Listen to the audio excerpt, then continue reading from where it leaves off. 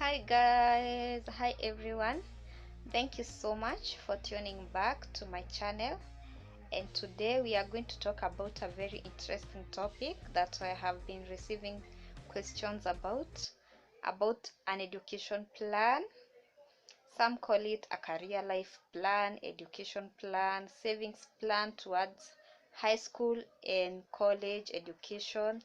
All those names sum up to one thing, and today we are going to ask about who is covered in an education plan, what is this education plan all about, at what time do you start receiving the money for that education plan, how long should the education plan run. All these questions will be answered today, and stay tuned to the end because I'm going to share with you a bonus tip on how you can make the best use of your education plan at maturity. So who is covered? First, the child will enjoy that in the event the school fees falls due, money is there available. And then in the event of untimely death, this is what happens. Let's say you are a parent and you have taken a life cover worth 1 million, and you just started off, and maybe you have paid only for 3 months, and then the worst happens and the parent is no more. The sum assured will be paid to the child's education, and all the premiums that have not been paid are waived, meaning no one is going to pay for this cover anymore now that the one who is insured has passed on, but then the child's education has to go on. So in this event, the sum assured or the life cover that the parent had taken up will all be paid to the child, and this is now what will be used to pay for the child's education.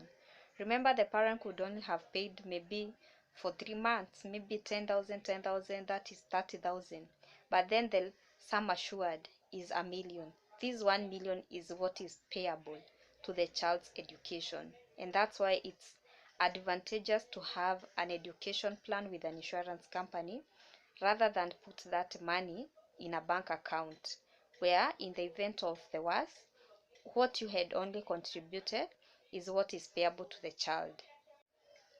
Which events are covered under the education policy? One is the living benefit, that is, the one who is assured survives to the end of the plan. That is, maybe you have taken a plan of 5 or 10 years, let's take 10 years, and then the one who is paying survives until the end of the 10 years.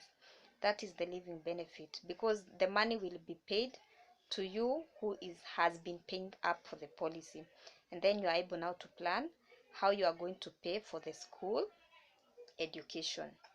And then the other event is accidental death, God forbid.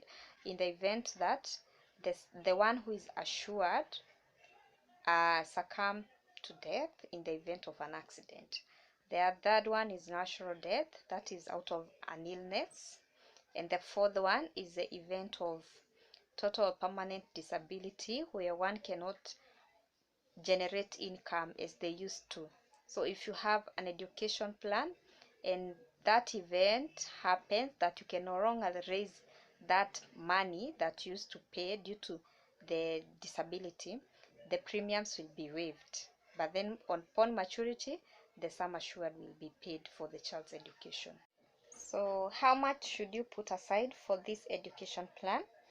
This will be affected by, one, the age of the child. The younger the child, the longer the period will be, and of course, the lower the premium or the contributions that you'll be making. Number two is your target.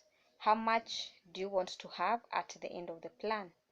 Different targets will give you different monthly or quarterly contributions towards the plan. So the younger you start, the earlier, so that you are able even to have a huge sum assured or the target towards the end. And then my money saving tip is here. Remember, at maturity, this money is channeled to your account, and then you can invest this money on behalf of the child if you already have the school fees with you. Remember, this is just a caution that you are preparing yourself in the event you don't have that money, but you could be having already the money, and the money you are given you invest on behalf of the child. What are these ways that you can invest this money on behalf of the child? One, you can put up a mortgage for the child. Number two, you could buy a plot for the child, and the plot will start to add value as the child is continuing with his or her education. And then you could give the child as business capital to start up a business. Remember, the job rates in Kenya are going down. There are no jobs available actually for people who are leaving college immediately. So you could set up that money aside to start up a business for the child. Also, you can buy a retirement package for the child. It depends with your desire or what you see most applicable for you. Those are just some of advice or avenues that you could channel the money to, but I know there are so many that you can think about. These are just a few. You can comment below. We help each other. It's my hope that you have gained something today. A takeaway home learning or lesson today was all about education plan. You can now approach your agent or inbox me for more information, for quotations, for questions, for clarifications, so that we start the journey together as early as today. Until next week, bye bye.